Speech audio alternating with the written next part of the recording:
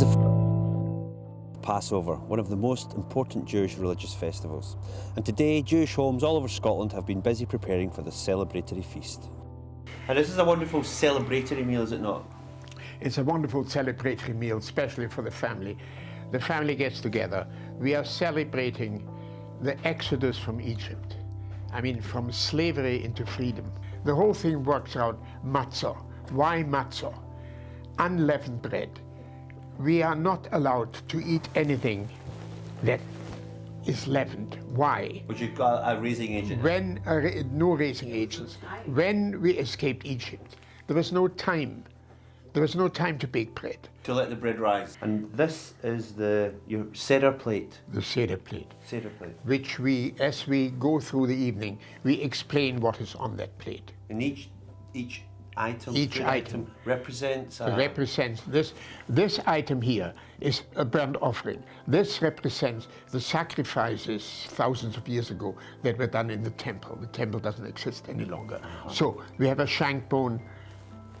Also we have an egg. An egg was also killed, was also as an offering. But an egg is round. Yes. It is the beginning of life and the end of life. So it is an ideal thing. Then we have bitter herbs, yes, to show how difficult it was in Egypt, how the bitterness. We dip that in salt water, and we eat. Then we go on to charouset. Now, charouset, this represents the mortar that was used, let's say, to build the pyramids. Yes. So how do we do that? So this is nice and sweet. So it makes.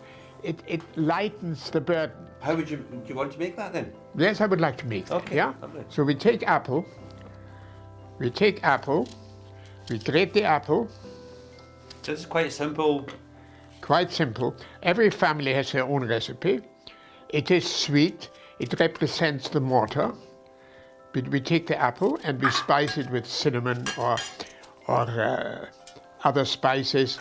Ground hazelnut is not a natural product. On the continent it is. So we can use ground almond. But I particularly like ground hazelnut because it's ground as a whole nut and it's a little darker. Cinnamon, ground hazelnuts, sugar, a drop of wine. Is that the kosher wine? Kosher yes. wine? Yeah, everything has to be kosher wine. It smells great, eh? That combination of apple and cinnamon is a winner. And that is delicious.